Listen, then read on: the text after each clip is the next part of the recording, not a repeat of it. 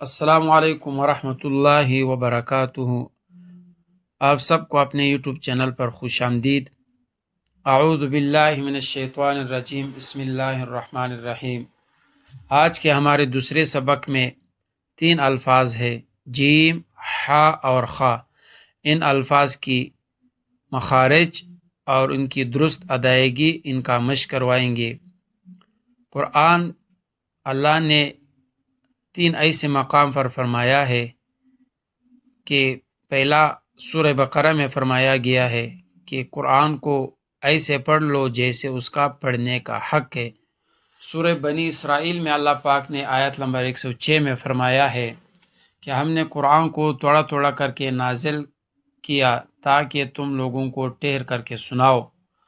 اور سورہ مزمل میں مزمل میں آیت نمبر 4 میں اللہ پاک نے فرمایا ہے کہ قرآن کو ترتیل کے ساتھ پڑھ لو، یعنی ٹھہر ٹھہر کر کے پڑھ لو۔ تو اس لیے قرآن کے پڑھنے کے ساتھ ساتھ ان کی مخارج اور ان کی درست ادائیگی کا ادا کرنا بہت ضروری ہے۔ تو امید کرتا ہوں کہ آپ ویڈیو کو آخر تک ہمارے ساتھ دیکھیں گے۔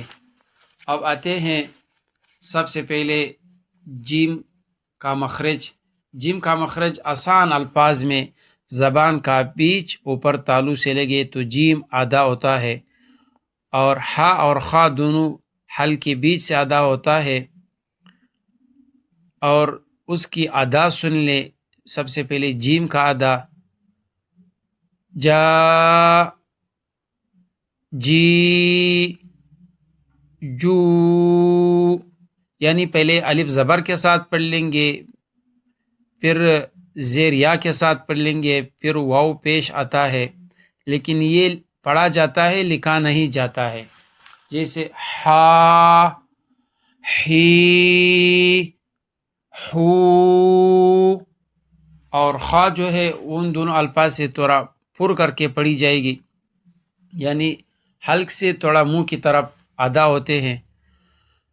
خا، خی، خو، پھر اس کا ادا سن لے، جا، جی، جو،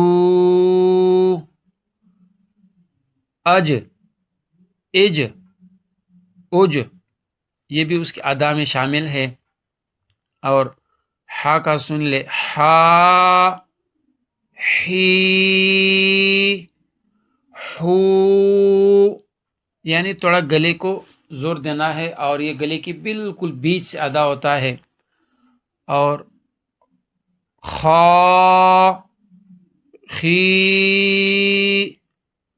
خو، اخ، اخ، اخ۔ آخر میں میرے تمام پیرنٹس سے عرض یہ ہے کہ وہ اپنے بچوں کو دن میں 10 سے 15 منٹ اس سبق کی جو ہے وہ مشق کروائے اور الفاظ کی ادائیگی ان سے کروائے، تاکہ بچے کو خوب یاد ہو جائے۔ اگر آج کا سبق اچھا لگا تو ویڈیو کو لائک کرے، شیئر کرے اور چینل کو فالو کرے، کیونکہ قرآن جو ہے پڑھانا، سمجھانا، یہ بھی صدقہ جاریہ ہے۔ تو آپ کی شیئر کرنے سے اگر کسی مسلمان بچے کی قرآن صحیح ہو جائے تو اس میں روز قیامت تک آپ کے لیے اس کا صدقہ جاریہ چلتا رہے گا۔ اللہ پاک عمل کرنے کی توفیق دیں۔ والسلام۔